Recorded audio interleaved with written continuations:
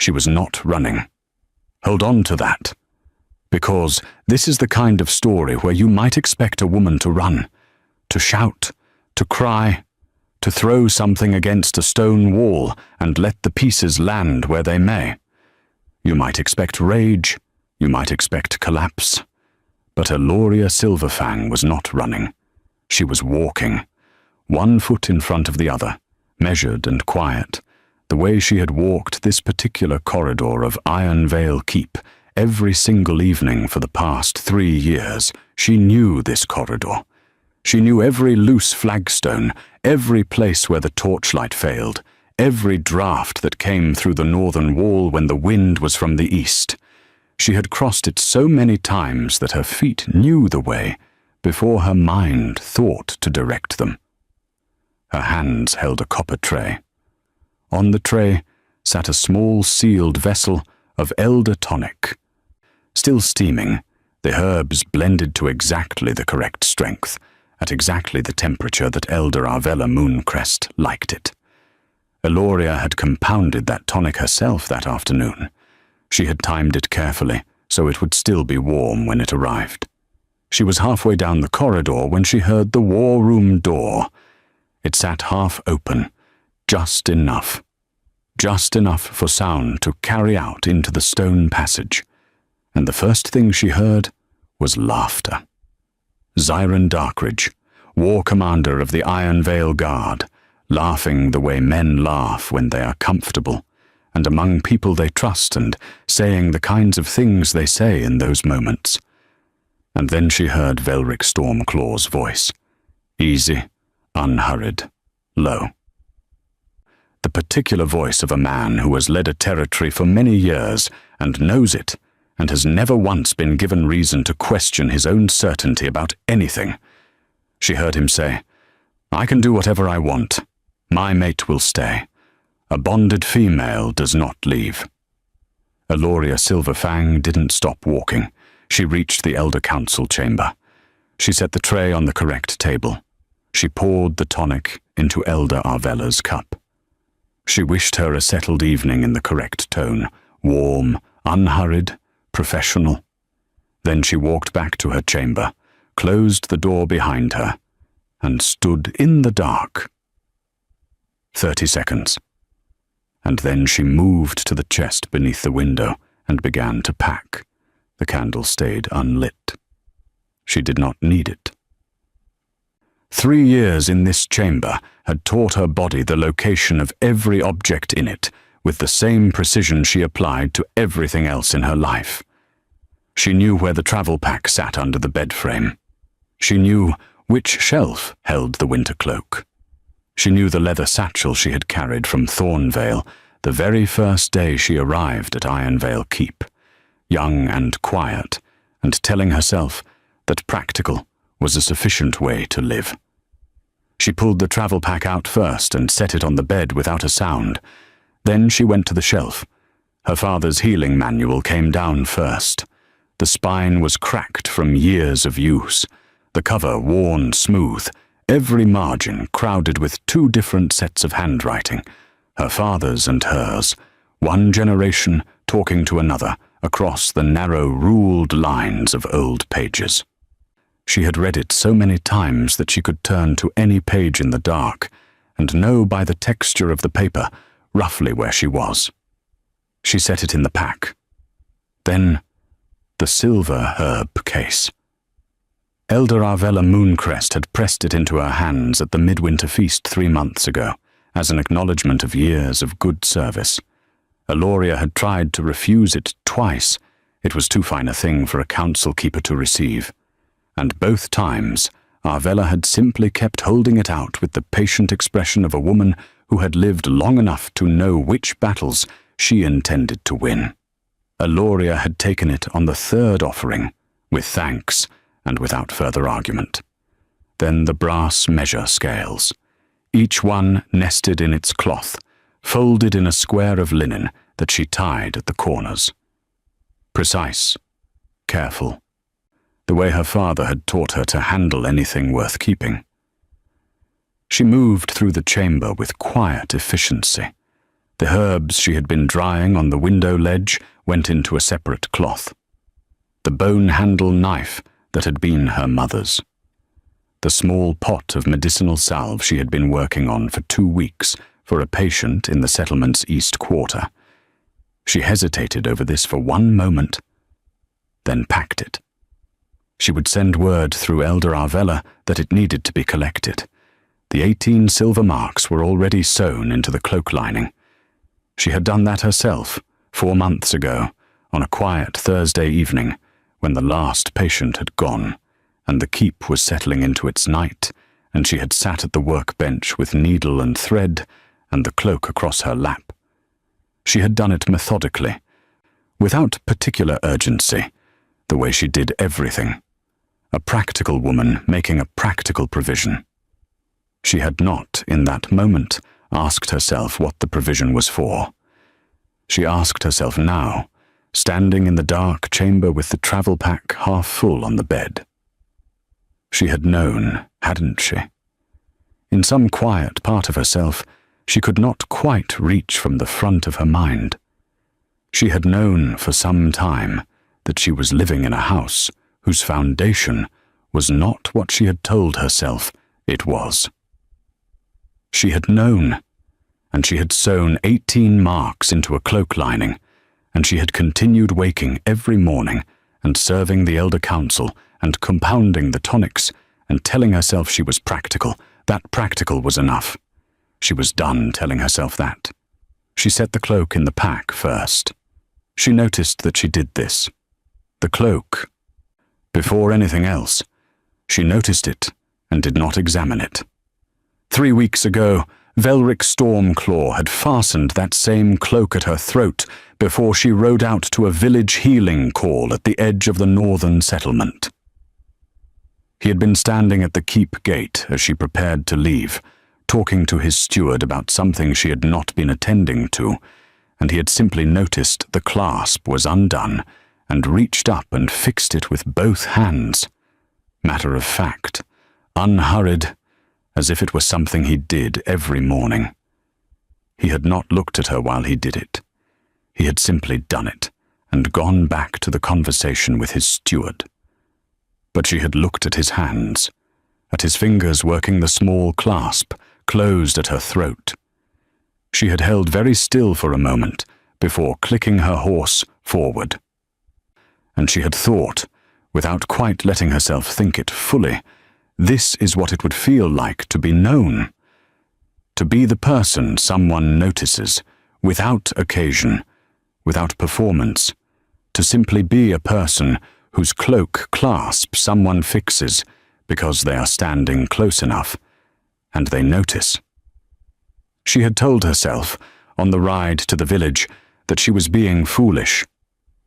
Now she set the cloak in the pack first, and did not remark on it even to herself. She sat at the small writing table by the window and lit the candle just long enough to write 4 sentences on a folded piece of paper. Short, clear, unadorned. The kind of sentences that cannot be softened without becoming something else. She read them once to make sure they were correct. They were. At the bottom of the 4 sentences, below everything else, alone on the last line, she wrote a single word, record. She folded the note, did not read it again, extinguished the candle. In the sudden dark, something moved inside her chest, not breaking, nothing as clean as breaking, more like a long, slow settling. The kind that happens when something that has been held in a difficult position for a very long time is finally allowed to come to rest. She breathed through it once, twice. Then she picked up the pack. 2 trips through the servants' passage, the pack first, then the satchel. She moved without hurry, without sound. The passage smelled of cold stone and the kitchen fires that had been burning all day. The kitchen gate at the far end opened on its latch without making a sound. She had oiled it herself last spring, she remembered, because it had begun to squeak, and she had not wanted it to wake the kitchen staff when she came back late from settlement calls. She pulled the gate shut behind her with both hands. The night was clear and cold, the kind of clear that happens after weeks of cloud when the sky has finally decided to show itself again. She could see the road ahead and the first line of hills beyond it, and above everything the stars laid out in full. She did not look back at the keep. She set her feet on the road and she walked. The satchel was at her hip, her father's scales inside it. The cloak was clasped at her throat. The keep grew smaller at her back with each step, though she did not turn to measure its diminishing. She simply walked forward, one foot in front of the other. The way she had always walked every corridor of every place she had ever lived, steady, measured, entirely herself. The border crossing inn sat at the edge of the Iron Vale territory, where the road forked, one way continuing west into the neutral territories, one way turning north toward the borderlands. It was a low stone building with oil lamps in the windows and smoke coming from 2 chimney stacks, and it had the particular atmosphere of places that exist at crossings, watchful, quiet, accustomed to people who arrive in the small hours without explanation. Eloria arrived well before dawn. The innkeeper's wife was already up, a broad woman named Sorel, with strong arms and a practical face, and eyes that had witnessed enough of the world not to be surprised by anything that walked through a crossing inn door before sunrise. She looked at Eloria once, took in the travel trunk, the satchel, the time of morning. Made no comment. She set a cup of warm broth on the table in front of Eloria without being asked. No questions, no suggestions, just the broth. And then her hand rested briefly on Eloria's shoulder, not pressing, not patting, just present, solid and real and wordless. And then she went back to the kitchen. Eloria sat with the cup in both hands and let the warmth travel through her palms. Her hands were shaking. She registered this with the same clear attention she brought to everything that needed to be seen accurately. Her hands were shaking. The broth was warm. The candle on the table was burning low in its tin. The other travellers in the room were asleep, or nearly so. The cart driver at the far end had his chin on his chest. The older woman by the window had closed her eyes. No one was watching. Eloria reached into the satchel and found the linen-wrapped scales at the bottom without looking. Her father's. She had wrapped them herself the night she packed to leave Thornvale for Iron Vale 3 years ago, and they had been at the bottom of every bag she had carried since. She lifted them out and held them in both palms, the linen soft against her fingers, and sat with them until her hands steadied. She did not cry. She hadn't cried at her father's burial in the grey rain of a Thornvale autumn morning, and she hadn't cried at the auction of his practice equipment, the pieces she could not carry, the table and the larger instruments that went to the keep healer 2 settlements over.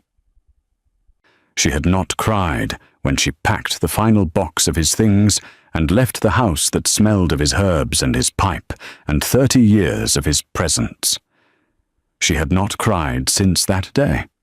She did not cry now. She sat in the Border Inn's public room and held the scales and breathed and let her hands find stillness. The memory of her father's practice came to her in pieces, the way memories always do when they arrive at important moments. Not as a story with a beginning and a clean sequence, but as images laid next to each other in the particular language of the body. His hands, large and careful, demonstrating the correct angle for a splint on a child's wrist. His voice in the kitchen in the early morning, running through the properties of a plant she had not yet learned. The smell of the borderlands practice in summer, herbs in the window, and wood smoke, and the particular resinous scent of the salve he compounded in great batches every spring. He had treated everyone, the packless, the unmated, the women who came at odd hours with injuries that were not accidental, the old men who could not pay, the children whose families were too proud to ask the official healer. Everyone who came through his door was seen and treated and sent home with what they needed. He had trained her in all of it, not because he had made a particular decision about what a daughter ought to learn, but simply because she was there, and she was good at it, and it needed to be taught to someone who would use it well. She had been 22 when he died. He left her the instruments, the manual, the lease on the practice, and the knowledge that she could do the work. He left her the lease, but not enough to cover it alone. And so she had gone to Ironvale and taken the council-keeping position and folded everything her father had given her down into something small enough to fit inside the borders of a comfortable court. She had told herself she was practical. She understood now, in the crossing-in public room before dawn, that she had been watching her mother's life from the inside without recognizing it in time. Her mother had kept hearth for a kind pack lord for 30 years. She had been comfortable and careful and entirely spent by the end of it. A woman who had arranged her life around someone else's shape so long that her own shape had become invisible even to herself. Eloria had promised herself, at 14, at 16, at 20, that she would not do that, and then she had done it, slowly, carefully, in a grander house, with better fireplaces. She looked at the scales in her hands. "Not any more," she said, so quietly it was almost not words at all, just breath. The northbound wagon pulled up to the inn gate with a sound of wheels on frozen mud. Eloria rewrapped the scales, put them in the satchel, finished the broth, and left 2 copper marks on the table for Sorel. She carried her trunk to the wagon with the driver's help, climbed in, and sat with her hands flat on her knees. The travelling cloak was on the bench beside her. She looked at it once, the grey wool, the clasp, the lining with 18 marks sewn into the hem. She thought of hands at her throat in the early morning light. She thought of the words through the half-open war-room door, and the precise, unhurried certainty with which they had been spoken. She looked away. She put her head back against the wagon's side and closed her eyes. She did not pick up the cloak again for the entire length of the journey north. The wagon rolled through the dark, and then through a grey dawn, and then through a thin winter morning, and with each mile the territory of Ironvale grew smaller at her back, and the borderlands ahead opened wide and cold and entirely unknown. She breathed. She let it be unknown. It was better than certain. Ashbourne was a settlement of 400 souls, not a grand place. Not the kind of settlement that appears in territorial records for anything other than its position at the river crossing, useful, unremarkable, the kind of community that does the work of living without making occasion of it. Stone houses, a mill on the river, a market square that was busy on Tuesdays and empty the rest of the week, a settlement hall that doubled as a meeting room and a place of shelter when the winter storms came off of the northern hills with enough force to make outdoor life inadvisable, and a weaver's cottage beside the settlement wall that had been empty since spring, that smelled of cold ash and old cloth, and the particular stillness of rooms that have been waiting. Elder Kalira Wolfheart was the woman who decided the things of Ashbourne, not loudly, not with ceremony, simply by virtue of being the person whose opinion everyone already trusted before they thought to ask anyone else. She was 70 years old, and lean and direct in the way of people who have stopped finding any advantage in going around things when going through them was faster. She looked at Eloria across the settlement hall table and read the letter she had sent ahead in its entirety without expression. "You are unmated," she said, when she finished. I am, Eloria said. Kalira's eyes stayed on her for a moment. An unmated female healer in a settlement where half the community still has opinions about women practicing outside the cities. They'll come when they need someone badly enough, Eloria said. I only need to hold until they do. And your means?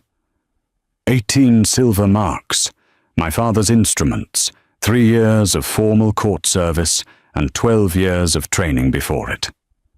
Kalira was quiet in the way that meant she was deciding something. Not uncertain. She did not look like a woman who spent much time in uncertainty, simply completing the calculation at her own pace. The weaver's cottage has been empty since Marlon left in the spring, she said. The hearth needs cleaning, and the north wall has some damp you'll need to treat before the deep cold arrives. Use the name Healer Silverfang for settlement records.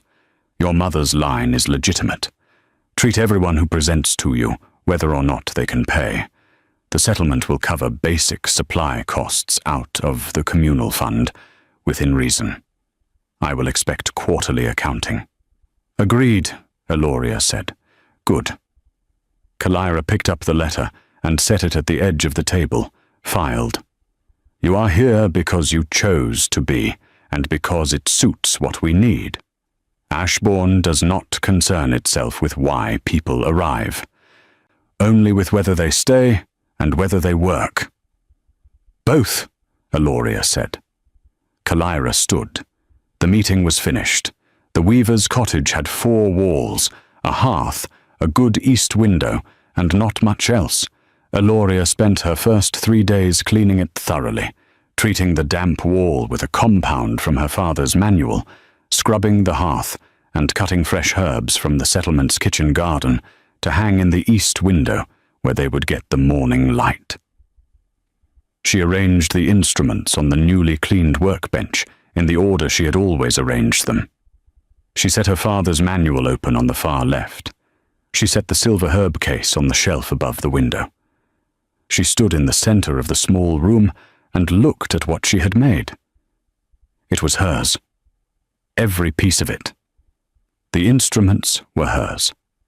The manual was hers. The knowledge inside her was hers, put there by a man who had believed she was capable of all of it and had taught her accordingly. She had not felt this kind of certainty in 3 years. She lit the fire, sat down at the workbench, and opened the manual to the first page. The patients came slowly, the way they always do. First the ones too sick to be choosy, then the ones curious enough to risk something new, then the ones who had heard from someone who had heard from someone that the healer at the weaver's cottage was worth the visit. Each one she received with the same attention, unhurried, specific. Her father's method made her own by 10,000 repetitions across the years of her training.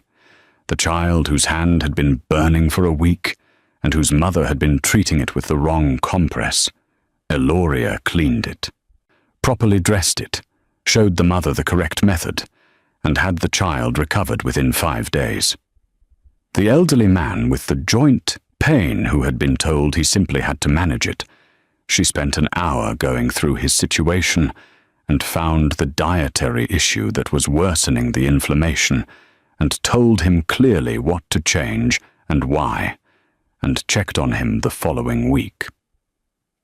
The young woman who arrived just before dark one evening with injuries that were not accidental.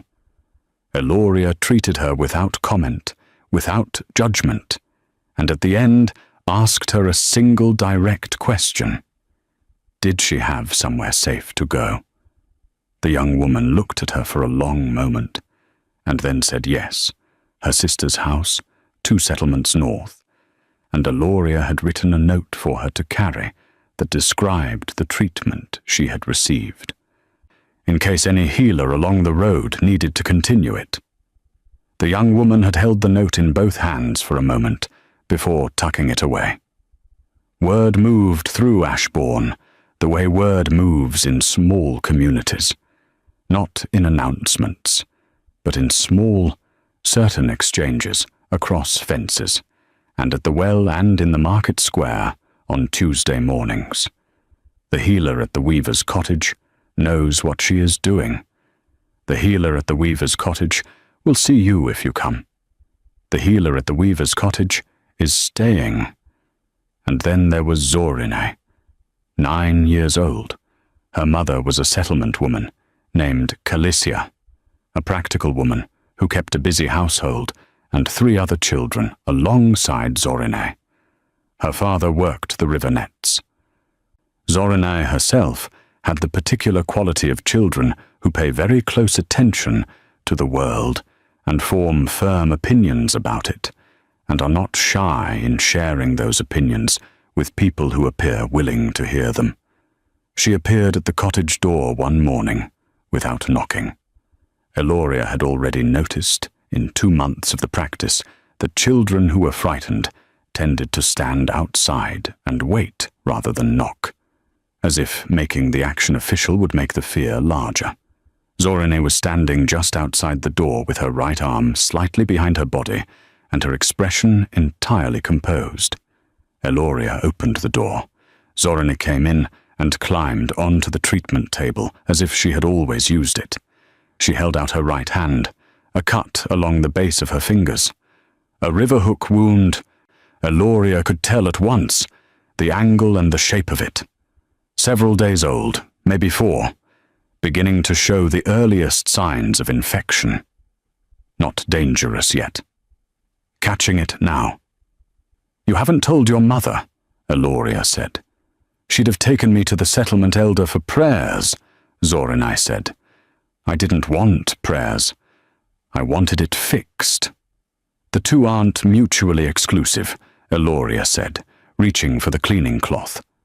"The settlement elder's prayers have never once made anything better that I observed," Zorine said, with the calm certainty of an empiricist. "I haven't found similar evidence against what you do." Eloria cleaned the wound, packed it, dressed it with careful, practiced hands. Zorine watched each step with the focused attention of a child building a catalogue. "There," Eloria said, "clean, dressed, and you will need to come back in 2 days for me to check it. Do not get it wet between now and then." Zorine examined the bandaging with the look of someone checking work against a standard. "Will you tell my mother?"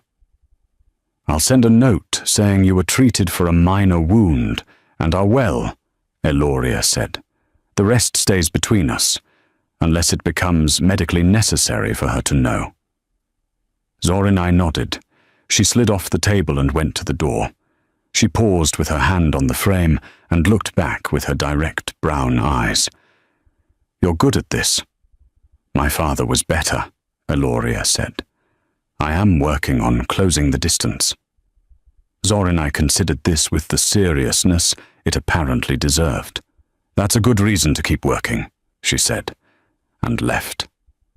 After that, the dispensary was never empty. By month 6, Eloria was rising before dawn to compound the morning remedies, and sometimes seeing her last patient well after dark, and the small cottage smelled permanently of herbs and fire and the particular earthy sharpness of a working healer's space.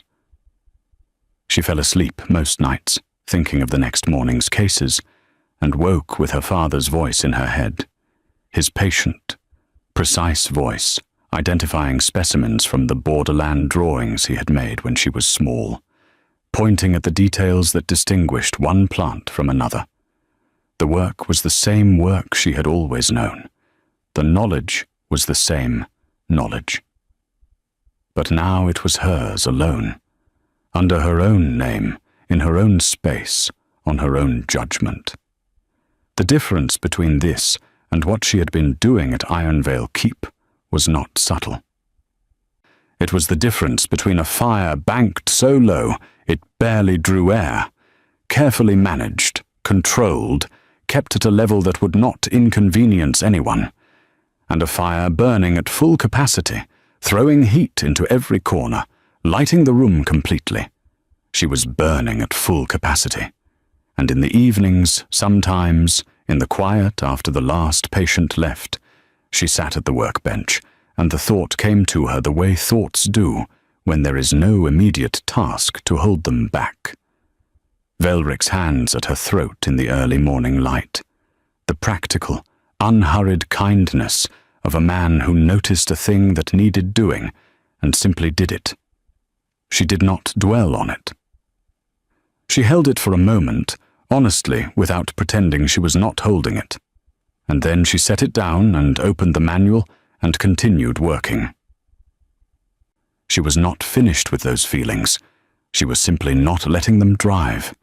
She was further ahead than she had ever been. Month 10 arrived with the deep cold of Ashbourne's winter, and the knock on the cottage door that she had known in some quiet and steady part of herself was eventually coming. The pack enforcer arrived on a grey morning in the 10th month, while Eloria was at the workbench, compounding a fever remedy for Elder Kalira's eldest granddaughter, a girl of 7 who had been running a stubborn temperature for 5 days and needed something stronger than the standard treatment. He was a broad man in iron veils, dark green and iron grey. He set the documents on the workbench beside the open mortar without greeting, without ceremony, with the practiced efficiency of a man who delivers papers for a living and doesn't invest himself in their content. Eloria looked at the documents without touching them. She identified the format before she needed to read the header. Pack Tribunal Citation. She had seen her father receive one once, over a licensing matter, when she was 16. She remembered the look of them. She looked at the plaintiff's name, Alpha King Velric Stormclaw of the Ironvale Territories. She looked at the respondent's name, Eloria Silverfang, formerly of Ironvale Keep. She read the 3 counts listed below. She picked up a pen, signed the acceptance of citation at the bottom, set the pen down with the same unhurried steadiness with which she had set every other object she had touched that morning. Then she picked up the pestle and finished compounding the fever remedy. The enforcer waited. She could hear him waiting, the particular stillness of a man who has delivered enough citations to know that most people react and is waiting for the reaction. Perhaps surprise, perhaps argument, perhaps emotion of some kind. Something to account for in his report, something to tell his commander when he returned. She compounded the remedy, decanted it into 3 sealed bottles, labelled each one, set them on the shelf, washed the mortar and the pestle, set them to dry. "Thank you," she said. "You may go." He went. She sat down at the table by the east window, the window she had placed her chair beside because it had the best morning light, and read the full citation from beginning to end. 20 minutes of careful reading. When she finished, she set it on the table and looked around the room, the instruments on the workbench, the manual open on the left, the silver herb case on the shelf, the patient record ledger she had started in month 1, now filling its 2nd book, the worn surface of the treatment table, the herbs in the window, the fire that she had lit herself every morning for 10 months. She thought about what she had built here. And then she took out her writing paper and wrote 3 letters. The first went to Elder Kalira Wolfheart, informing her of the citation, asking for her counsel, asking whether she would be willing to speak before the Pack Tribunal about what she had observed. The second went to Elder Arvella Mooncrest at Ironvale Keep. This was the letter she wrote most carefully. 3 years of service to the Elder Council. 3 years of tonics and council-keeping and quiet professional attendance. She asked whether Arvella would provide a written deposition, what the council-keeping work had entailed, what she had witnessed, her own account of Eloria's character and professional standards. She held the pen for a moment before signing this one. Arvella had placed the silver herb case in her hands at the midwinter feast. She had tried to refuse it twice. Arvella had kept holding it out, patient, certain. Eloria understood now that Arvella had known, the way perceptive old women know things, that there would come a time when the gift would matter. She signed the letter and sealed it. The third letter went to Lorcan Ashford of the Duskridge Territories. She had found his name in the leather folder at the back of her father's manual. Old professional correspondence, names of advocates and elders her father had worked with across his career. She had read through the folder twice since arriving in Ashbourne. She had not known why at the time. Now she knew. She wrote to Lorcan Ashford in plain, direct language. Here is the citation. Here is what the practice is worth. Here is what I can offer in payment. Here is what I need. I am not asking for favor. I am offering work in exchange for service. Please review and respond. She posted all three before she slept that night, and by morning she had understood something clearly. The citation was no longer a thing that was happening to her. It was a thing she was going to answer. At Ironvale Keep, Velric Stormclaw sat at his study desk and looked at the paper Zyron Darkridge had brought him that morning. Lorcan Ashford of the Duskridge Territories. Formal notice of legal representation on behalf of Eloria Silverfang, respondent to the Pack Tribunal citation filed by Alpha King Velric Stormclaw of Iron Vale. He read it twice, carefully. He set it on the desk beside her farewell note, which had sat in the same corner of his desk for 10 months. The note was slightly worn at the fold, had been opened and reread more times than was useful, more times than he had intended, more times than he had told Zyron about, though Zyron obviously knew. He looked at the single word written alone at the bottom of the note. Record. He had looked at that word many times across 10 months. He had turned it over in his mind with the same methodical attention he brought to tactical problems. He had tried every angle he could find. He still did not understand what it meant. What he understood, looking at Lorcan Ashford's formal notice, was this. She had known. Before she walked out of Ironvale Keep, before she reached the border road, she had already known what she was going to do. She had named it. She had written it at the bottom of the farewell note as a statement of intent and a structural promise to herself. She had always meant to answer him, in writing, with documentation, before a tribunal. He was sitting with this understanding when his mother's letter arrived. Lady Tavira Stormclaw had been at her retreat in the Northern Territories for 7 years. Her letters arrived rarely, perhaps twice a year. Brief and careful and never quite personal. This one was different. He could feel the difference before he broke the seal, in the weight of the paper and the careful way it had been folded. He stood at the study window to read it. She told him about the border crossing at Frostvale, the year he was 9 years old. He remembered the year, or he thought he did, fragments of it, the long winter. The feeling that the keep was somehow different that season, without being able to name what was different. He had not known what was different. His mother had not told him. She told him now. 2 packed chests. His sister asleep on the bench at the Crossing Inn. His mother's hand on the door of the public room, ready to open it, unable to. She had tried to leave his father. She had gotten as far as Frostvale. 8 hours on the road. 2 chests. A sleeping child on a bench, and her hand had stopped on the door. Not because she had changed her mind about his father.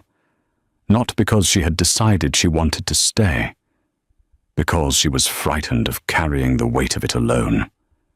Because she had no practice, no ground that was entirely hers, no name outside of the one she shared with a man she was trying to leave.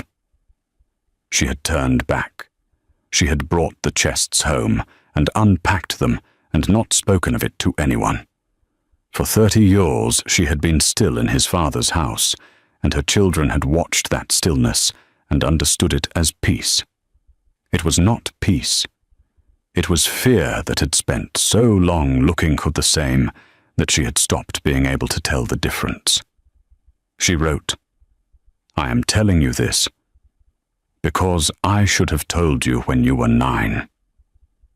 Whatever you do with it is your business entirely.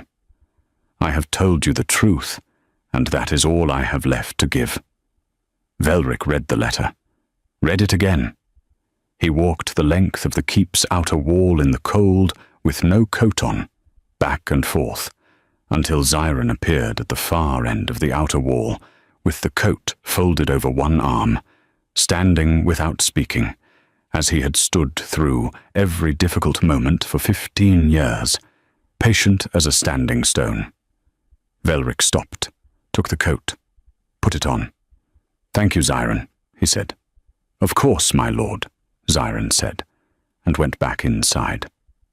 Standing alone on the outer wall in the cold, Velric understood something clearly and completely for the first time. The certainty he had spoken aloud in the war room, the certainty with which he had told Xiron that a bonded female does not leave, that she would stay because that was simply how it was. That certainty had not been built on anything real. It had been built on 30 years of watching his mother be still, on a child's reading of his mother's silence as evidence that the world simply worked a certain way. He had never examined it because he had never needed to. It had never been challenged, and so it had hardened from assumption into something that felt like fact. He understood this. He understood it completely, and he filed the enforcement order with the Pack Tribunal. He did this knowing what he understood. He did it anyway. He would not be able to explain this in a way that made it acceptable. He knew that. He was choosing, for a time, to be a man who had understood something and was not yet willing to let the understanding dismantle what he had built on top of it. This was not ignorance. This was something worse and smaller and more human. Later, much later, standing at a riverbank 8 miles from the Ashbourne ford, he would tell her this directly. He would not offer it as an excuse. He would offer it as the accurate account of what he had done, because she deserved the accurate account and not a version that made him look better. In the meantime, back in Ashbourne, Eloria Silverfang opened the dispensary the next morning and saw her morning patients. She began building the record that evening, every item she had brought from Iron Vale, with its origin noted, every piece of professional work she had done in Ashbourne, dated, every patient seen, every outcome tracked, every supply acquired and accounted for. She wrote it in her father's language, exact, sufficient, nothing wasted. Not with anger, not with any particular feeling, beyond the professional certainty that a thing worth doing was worth doing correctly. She worked late that night by the candle's light, her father's manual open beside her, and the pen moving steadily across the page. The word at the bottom of the farewell note was not a threat. It was a promise she was keeping. Month 13 came in cold and clear. The letter from Lorcan Ashford arrived with the weekly border messenger, thick with enclosed documents, Elder Arvella's written deposition, a formal notice that Elder Kalira Wolfheart had agreed to travel to the tribunal seat at her own expense to speak in person, and Lorcan's own careful analysis of the case laid out in precise, professional language. Eloria read every page at the workbench after her last patient of the day. Lorcan had written one note at the end, in a different ink, apparently added after the rest was finished. Your documentation is the best I have seen in 14 years of practice advocacy. Whoever trained you understood precision. She read it twice. Then she put it in the folder with everything else and went to bed. The night before the tribunal, Eloria sat at the workbench, late, the cottage quiet around her, and wrote a letter she had been composing in her mind for months. Not the letter for the tribunal, not anything formal. This letter was private. She wrote quickly, without stopping to reconsider. The way her father had taught her to write the first version of anything, get it out in full before the mind starts managing it. She wrote everything she had not said in the farewell note, everything she had not said in 3 years of a relationship that had been 100 small moments of almost knowing, and then one sentence through a half-open door. She wrote what the bond had meant to her, what she had hoped for from it, what it had cost to set it down. She read the letter once, then she held it over the candle flame and watched the paper catch. She held it until she could not hold it any more, then set the remainder in the fire grate and watched every word become ash. Then she laid out the herb case, the manual, and the record. She checked each item, packed for the tribunal seat. The packed tribunal chamber at Kingsridge smelled of old record parchment and candle wax, and the settled cold of stone rooms heated only for occasions. 3 elders sat on the raised bench. 2 neutral territory witnesses were in the gallery. The plaintiff's advocate, a sharp-faced man from Iron Vale in formal court clothes, sat at the left table. Lorcan Ashford sat beside Eloria at the right table and spoke quietly before the session opened. Answer everything precisely. Add nothing that wasn't asked for. If a question is imprecise, ask for clarification before you answer it. Trust the documentation. I know, she said. He looked at her for a moment with the measuring expression of an advocate who has learned that the clients who say "I know" before a tribunal are usually either dangerously confident or genuinely prepared. Something about her steadiness settled the question for him. Good, he said. Then we're ready. The plaintiff's advocate presented Velric's 3 counts with practiced efficiency: unauthorized departure from bonded mate territory without consent, removal of items from the keep household, practice under an unregistered name in a settlement outside Iron Vale jurisdiction. Each count was real. Each count was technically accurate. None of them was sufficient. Then Lorcan stood and led Eloria through her account. She stood. She faced the bench. She spoke in her father's language. On the name, she named the Silverfang arrangement herself, before the bench could raise it, in the first 5 minutes of her testimony. Her mother's line, Elder Kalira's arrangement. Legitimate territorial standing, clearly documented. Established by settlement elder authority. She had not concealed it. She offered the documentation. The bench noted it. On the items, she presented the record, item by item. Her father's manual. It had been hers since his death, and she produced the legal transfer from the Thornvale Pack records. The measure scales, hers from before she had ever set foot in Iron Vale, documented. The silver herb case, she named Elder Arvella's gift, cited the date, and called Lorcan to present Arvella's written account. Elder Arvella, who was seated in the gallery in her good travelling clothes with Elder Kalira beside her, gave one calm nod when the document was entered. Not one item that Velric claimed had ever been his. On the bond itself, she spoke last and longest, and most carefully. She named it plainly. She had never denied the bond. She described what she had understood it to mean, not the doctrine Velric had spoken in the war room, but what she had been told, what she had felt, what she had believed was being built between them. She described 3 years in his court and 12 months in his life. She described what she had set aside to be inside it. The practice her father had trained her for, the full breadth of what healing could be, reduced to tonics and comfortable management, because there was no room in Iron Vale's established household for a healer working at full capacity. She described, in the plain language her father had taught her, exactly what the council keeping had been, and exactly what the hearing in the war room corridor had told her about how it was regarded. She described the 8 miles in the dark to the border crossing and the 10 months of building a practice from nothing in a borderland settlement, and she placed all of it in the context of what was true, that she was her father's student, trained for exactly this, and that the only thing preventing her from doing it had been a relationship that had never once asked her what it was costing her. She spoke for 2 hours.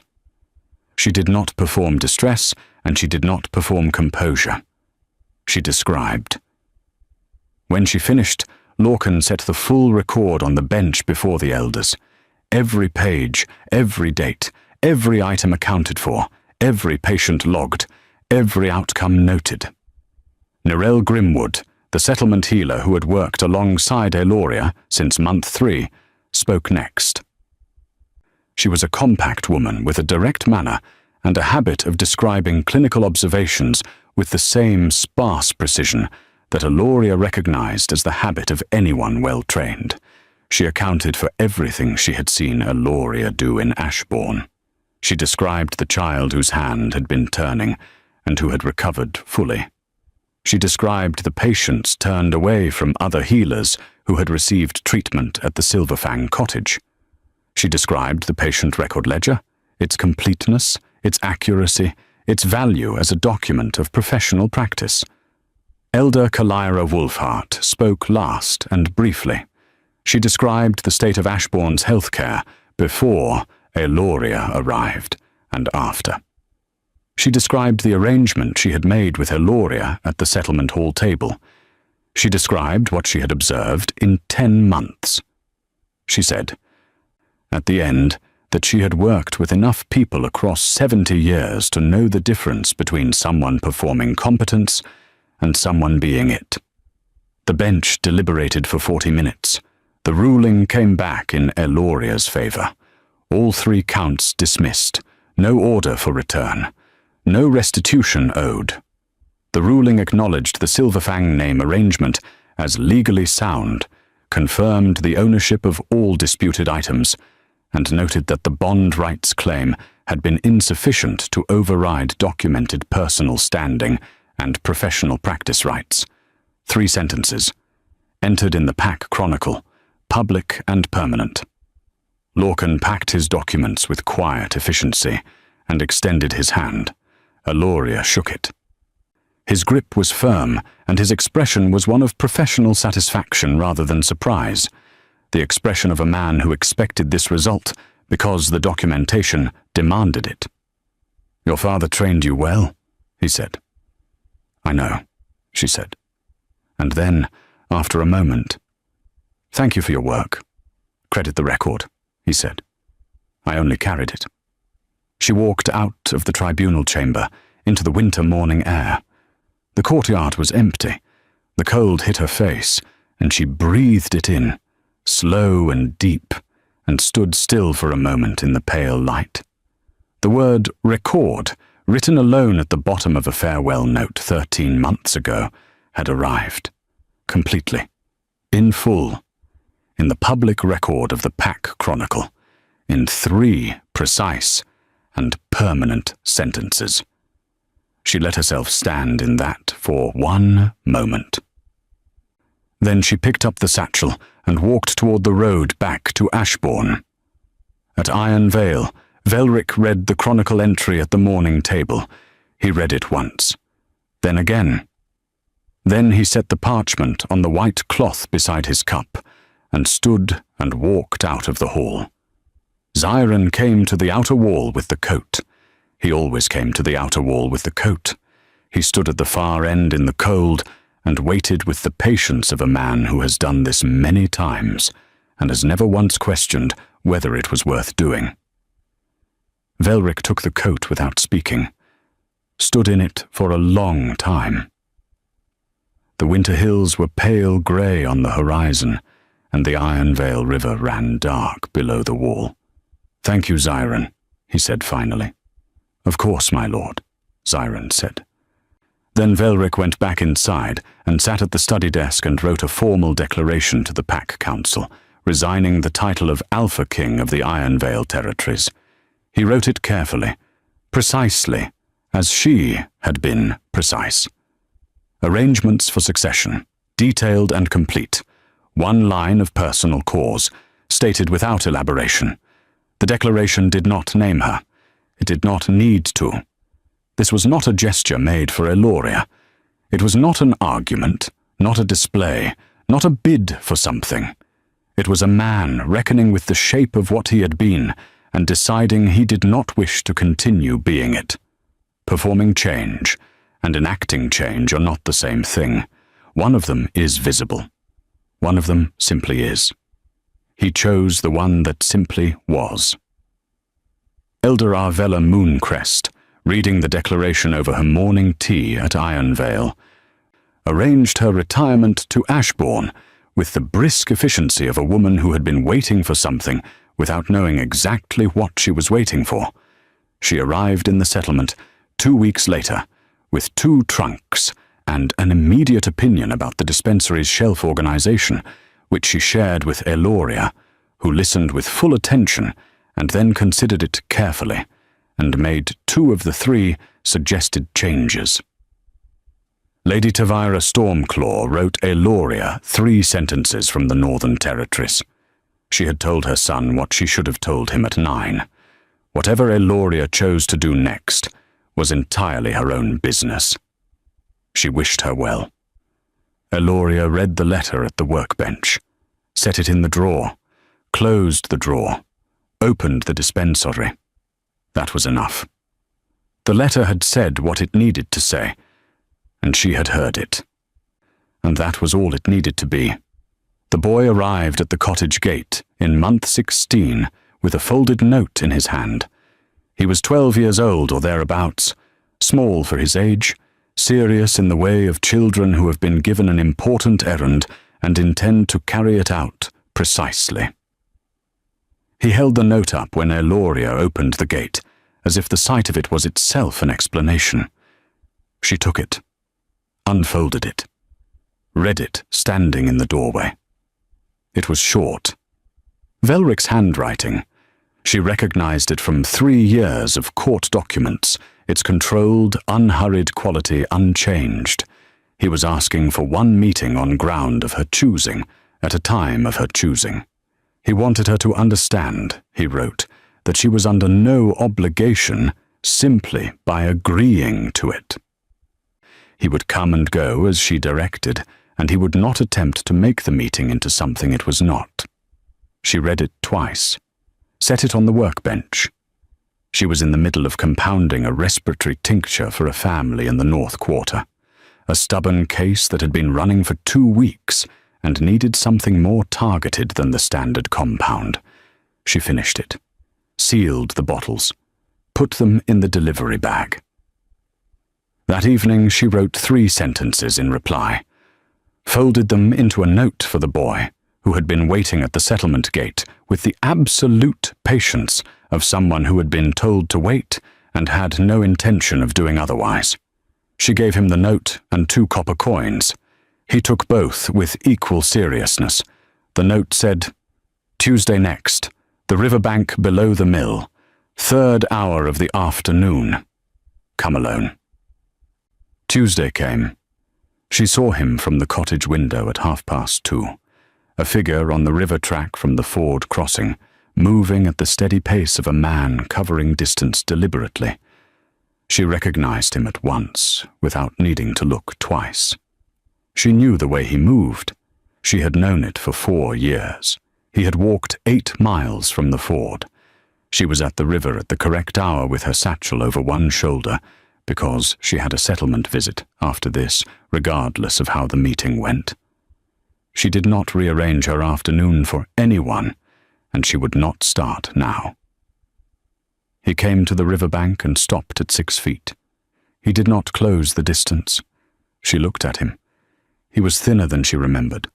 the kind of thin that comes from practical neglect rather than any dramatic cause. His coat was wrong for the weather. He had walked 8 miles, and it showed in his face, and in the careful way he was holding himself, not tense exactly, but contained, the way a person holds themselves when they are aware that how they present right now will matter. He looked at her. She let him stand in that for a moment, and then she spoke first, because this was her meeting, her terms, her riverbank. "I'll say 3 things. You can respond when I've finished." He nodded. "First," she said. Her voice was even. Not cold, not warm, precise, the way her father had taught her to deliver a diagnosis, not performing anything, just saying the true thing in the clearest language available. "You told your war commander that I would stay because bonded females do not leave. You said it the way you say something that has never been examined, as a law of the world, a settled fact, something so obvious it requires no support. I had been in your court for 3 years, and in your life for 12 months. In all that time, you never asked me what I understood the bond to mean. You never asked what I had set aside to be in it. You never asked what my position in your household cost me. You constructed an understanding of who I was without consulting me for any part of it. I am not asking you to carry that longer than is useful, but I need you to understand that those words in the war room were not a careless moment. They were the whole shape of what you had built, the whole shape." The river moved past them, cold air off the water. He did not speak. "Second, in 10 months I opened a healing practice, saved a child the settlement had already stopped hoping for, built a patient record from nothing, secured my own legal representation, and stood before the Pack Tribunal with full documentation, and won on every count. I did not do any of that to prove something to you. I did it because it was the work I was trained for, and had not been free to do until I was no longer inside your court. I am telling you so that you understand the specific nature of what your household was the cost of, and what the cost built. A long quiet. The mill wheel turning in the water below them. The wind along the riverbank. Third, if you wish to write to me, you may write through the border messenger next spring. Not before spring. I will answer or I will not. I owe you nothing in advance, and I will not pretend otherwise. But I will not refuse in advance what I am not yet certain of." She looked at him steadily. "You can speak now." He was quiet for a moment. He was choosing carefully. She could see that. He had come to this riverbank with things prepared to say, and he was now deciding which of them were honest enough to say. "I read your tribunal testimony," he said. "All of it. The written account, not just the summary. The section about your father's practice. What it was, what it could do, what you had reduced it to inside my court." He stopped. "I read that section 4 times, and I could not find a way to make it smaller than it was. I kept looking for one. I couldn't find it." She waited. "I knew about my mother's letter before I filed the enforcement order," he said. "I want you to understand that. I had read it. I understood what she had told me, and I filed the order anyway, not because I didn't understand it, but because I was not yet willing to let understanding it change what I was doing. I was choosing for a time to keep doing something I knew was wrong. That is the accurate account of it." The river moved steadily past them. "That's not an excuse," he said. "I know that. I'm not offering it as one. I'm giving you the accurate account because I think you deserve the accurate account, and not a version that makes it more comfortable for me." She looked at him for a long moment. Something shifted, small and quiet in the back of her chest. Not forgiveness? Not yet. Something more like a recognition. She recognized that he was telling her the truth. Not the truth that made him look better. The actual truth. "Good," she said. She picked up the satchel. She walked back toward the settlement. Behind her, she heard him standing at the water's edge, not following, simply standing still. Then the cottage door was between her and the river, and she was inside. He walked the 8 miles back to the ford. She knew this because Callan, the border messenger's youngest son, 12 years old, and possessed of the precise memory of a child who finds the details of adult arrangements deeply worth cataloguing, told her the following week with quiet satisfaction. The season of meetings, 4 Tuesdays across the spring, at the riverbank below the mill. The first Tuesday they walked the upper path for an hour and spoke of mostly ordinary things. The current cases in the settlement's north quarter, the Iron Vale home farm since the territorial handover. She asked direct questions about the handover, and he answered them fully.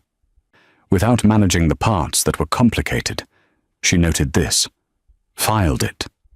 The second Tuesday was longer.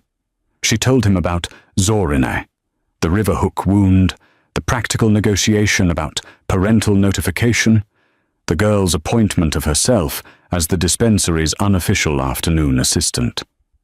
"She sounds frightening," he said. "She is," Eloria said. "She has opinions about everything, and she is not reluctant to share them." "Like her healer," he said. She looked at him sideways. It was the first time in 2 meetings that there had been anything like lightness between them. She did not make an occasion of it, but she did not push it away either.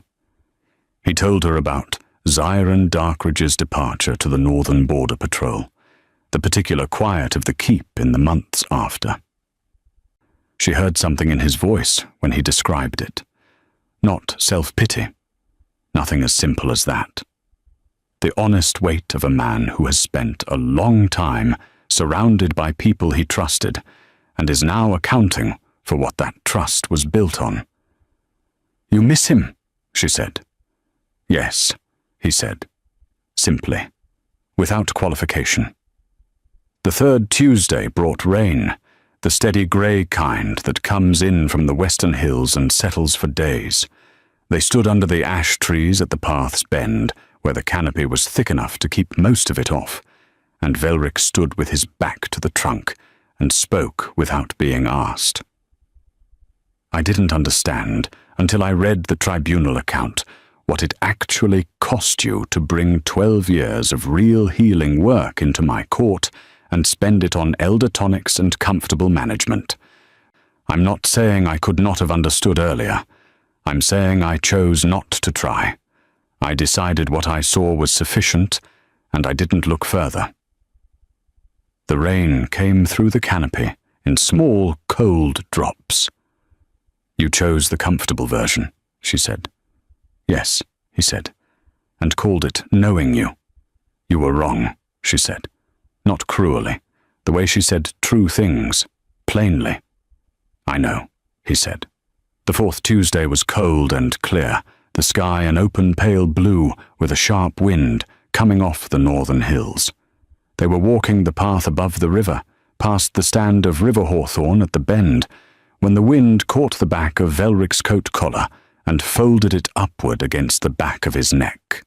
The kind of thing that, if it stays, presses cold and damp against the skin for the rest of a walk. Eloria stopped. She turned to him. Without ceremony, without announcement, she reached up with both hands and pressed the collar flat against his neck, her fingers smoothing it down, resting there for 3 seconds against the warmth of his skin. Then she withdrew her hands and walked on. He fell into step beside her. He did not speak for another 1/4 mile. When he did speak, his voice was different, quieter than before, more deliberate, the way a person speaks when they have just been given something they did not expect and are being careful with it.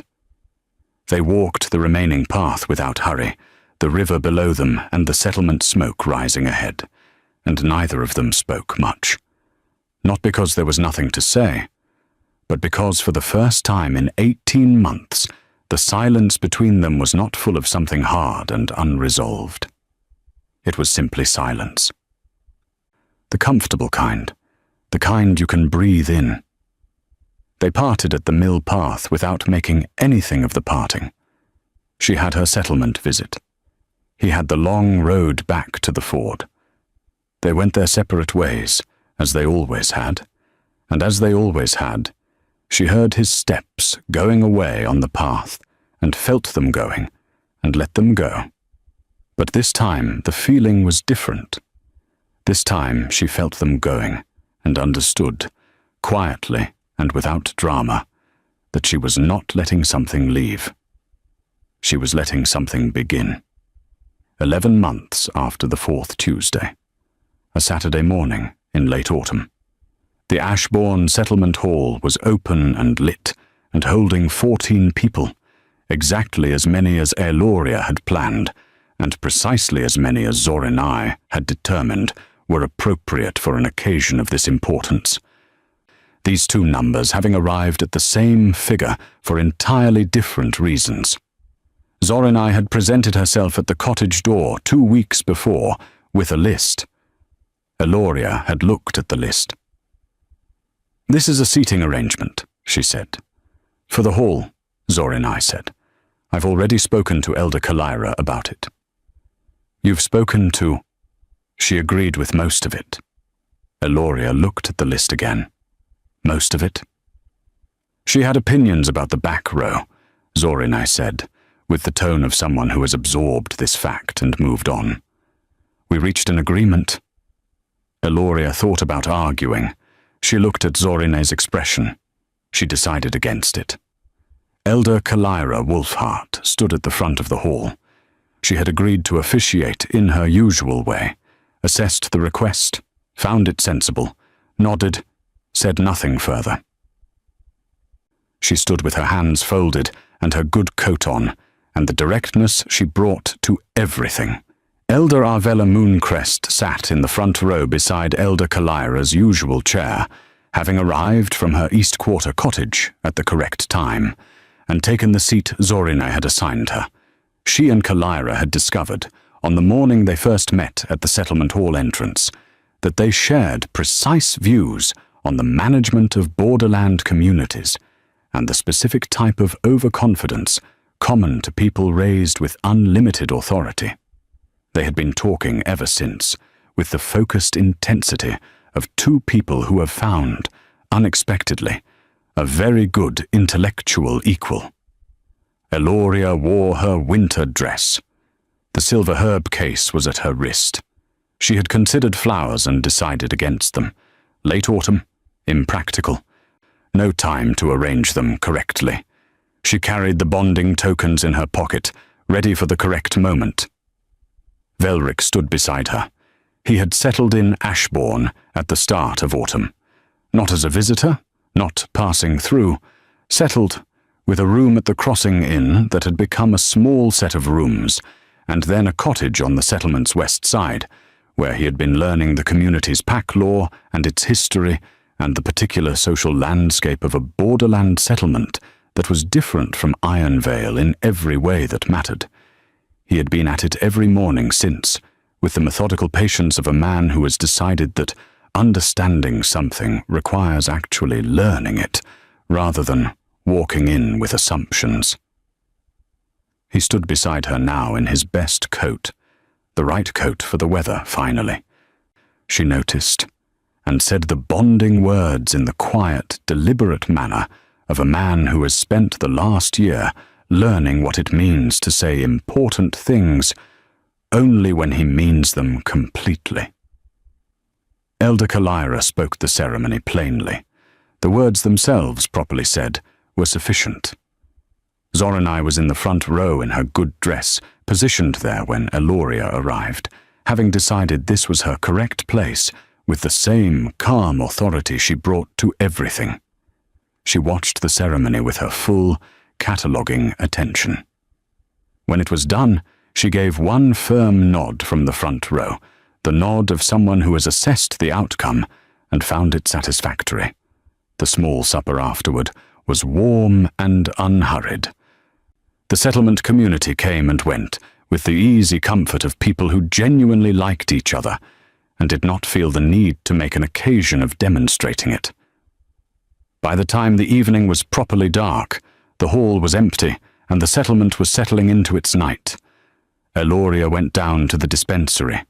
She had a patient coming at first light for a chest condition that had been progressing through the autumn, a serious case that needed careful management and a remedy that required a full night's resting once sealed, or it would not be at its best.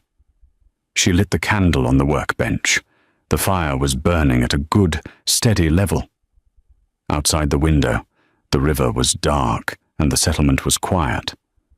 She began to work. Velric sat in the chair by the east window, the chair she had placed there 2 months ago on a Tuesday afternoon. After the second meeting, when she had moved it because the morning light through that window was better for reading.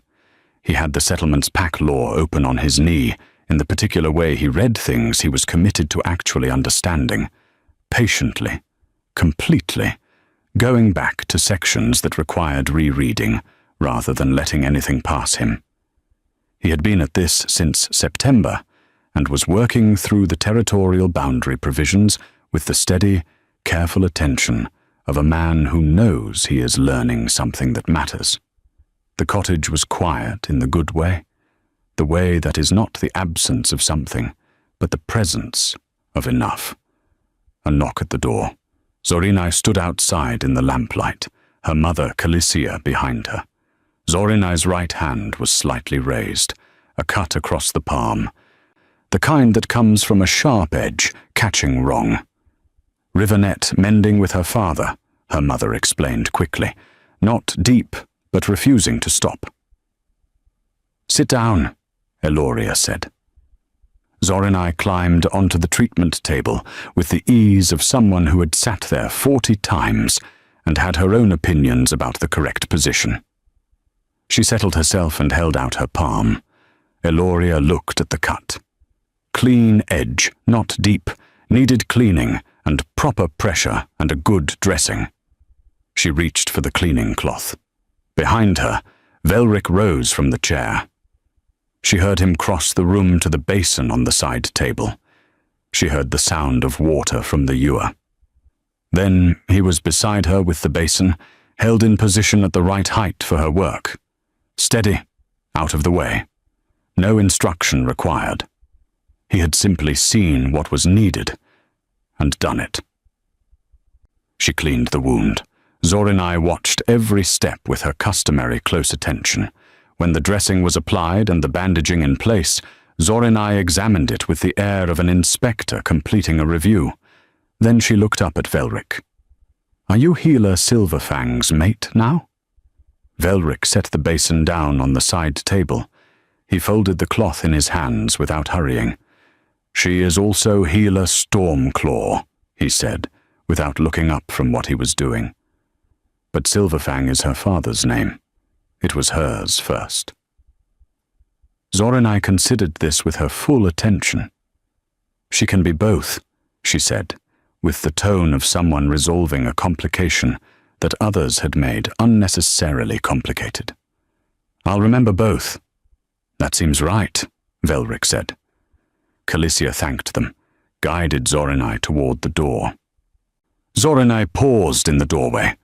She often paused in doorways, Eloria had noticed, as if the transition between one space and another required a final check, and looked back. "Good night, healer Silverfang," she said. Then, after a deliberate pause, "Good night, healer Stormclaw." Velric looked up.